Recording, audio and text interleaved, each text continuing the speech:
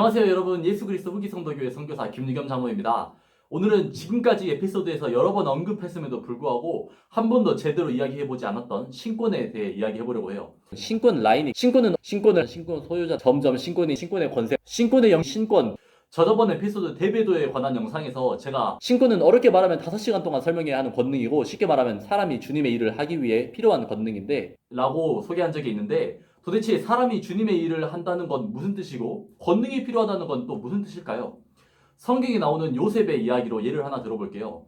바로가 또 요셉에게 이르되 내가 너를 애굽 온 땅의 총리가 되게 하노라 하고 자기의 인장 반지를 빼어 조셉의 손에 끼우고.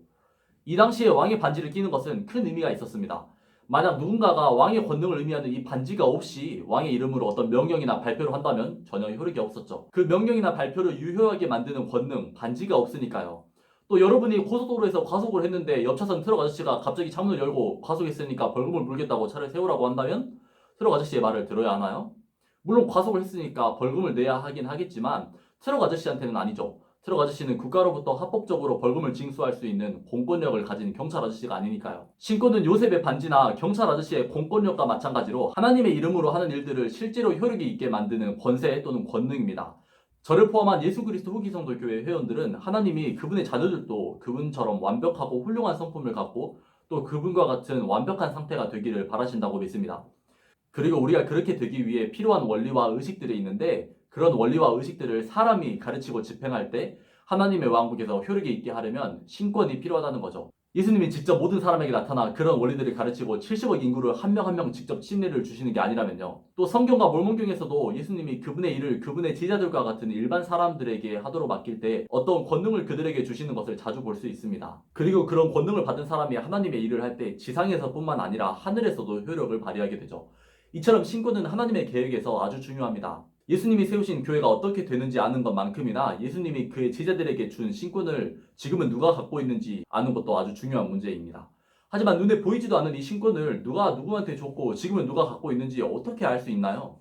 일단 신권은 이미 신권을 소유한 다른 합당한 신권 소유자에게 안수에 의해 직접 받습니다.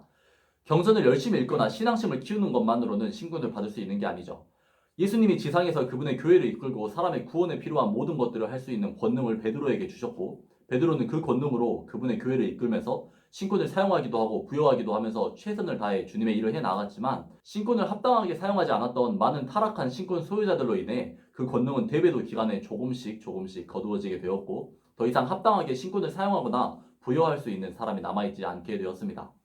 그럼 신권을 정당하게 부여할 수 있는 사람이 남아있지 않았음에도 불구하고 조셉 스미스는 어떻게 신권을 받게 되었고, 저도 신권이 있는데 이건 도대체 누구한테서 온 것인지 궁금하실 수도 있을 것 같아요.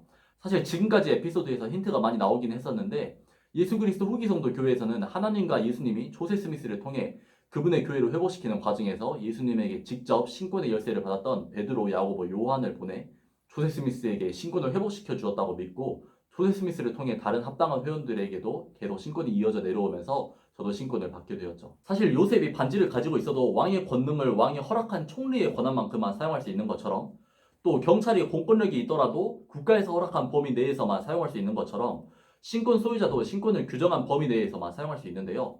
그렇기 때문에 신권을 줄 수 있는 신권만 있었던 침례 요한처럼, 또 이스라엘 자손들을 위한 의식을 집행할 신권만 있었던 레위인들처럼 저도 하나님의 이름으로 모든 것을 다 행할 수 있는 것은 아닙니다.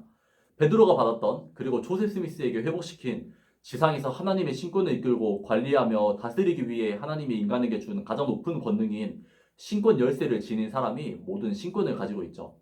오늘 너무 많은 어려운 개념들에 대해서 이야기했는데 지금까지 시청해주셔서 감사드리고, 신권에 대해 더 알아보고 싶으시다면 언제나 그렇듯 페이스북 페이지에 메시지를 주시거나 예수 그리스도 후기 성도 교회 선교사들을 찾아보세요. 신권에 대해 어떤 주장을 믿어야 할지는 여러분들이 알아보고 기도해 볼 수 있지만 저희 선교사들은 언제든지 여러분을 도울 준비가 되어 있답니다.